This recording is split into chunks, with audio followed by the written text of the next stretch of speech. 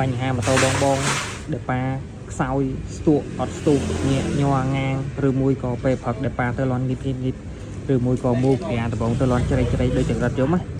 អាចមកកន្លែងខ្ញុំបានណាខ្ញុំស្រែឲ្យមកស្អាតមកស្ងាត់ឈឹងមកជីស្រួលឲ្យនេះបងម៉ូតូតែខូចតិចអស់លុយតិចអញ្ចឹងណាអត់អស់លុយច្រើនទេយើងដូរដាក់ស្បែកស៊ីនពីយើងដូរដាក់ស្បែកស៊ីនណាអានឹងស៊ីន Honda NCX ចំ 100% អាហ្នឹងស៊ីនមកស៊ីនជាប់នៅនឹងម៉ូតូហ្មងនេះគេដែរស្បែកវាមានប្រភេទស្បែកតូចស្បែកធំណាអានេះប្រភេទស្បែកស៊ីនណាដាក់ជាមួយនឹងម៉ូតូ Scoopy ហ្នឹងត្រូវហើយយើងចាក់កាឡាត្រឡោកទៀតហុចត្រឡោកតិចណាស្បែកស៊ីនយើងទិញមកយើងចាប់ចូលភ្លឹបឈីអត់ស្មូតអត់ស្រួលទេតោះចាក់កាឡាត្រឡោកចេះនេះដែរចាក់កាឡាត្រឡោកចឹង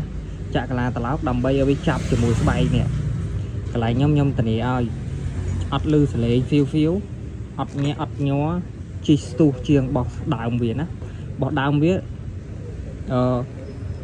ចាប់ចូលភ្លុបជាអត់ស្ទុះល្អដល់ពេលយើងចាក់កាឡាស្ទុះល្អដែលប៉ាហោបមកដែលប៉ាហោបស្ទុះស្រាលម៉ាស៊ីនអត់ងាងសលេងម៉ាស៊ីនអត់លឺធំទេ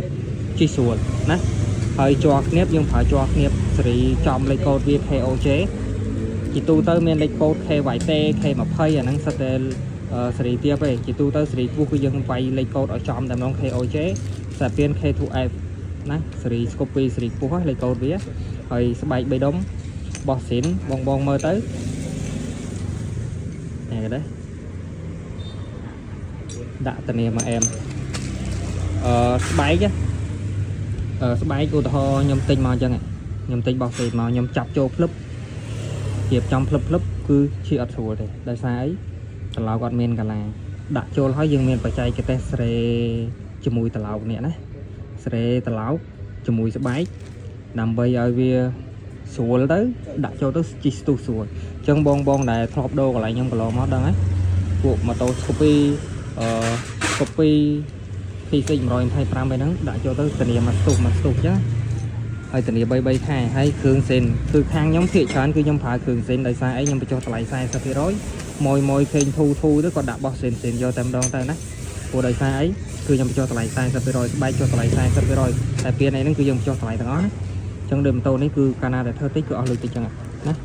នេះយើងប្រហោចចុងម៉ោងហើយគឺម៉ោង 8ហើយឥ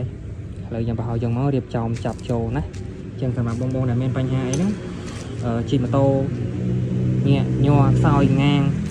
ដែលប៉ាទៅលឺជ្រែកអាចមកកន្លែងខ្ញុំបានណាធានាមកបាត់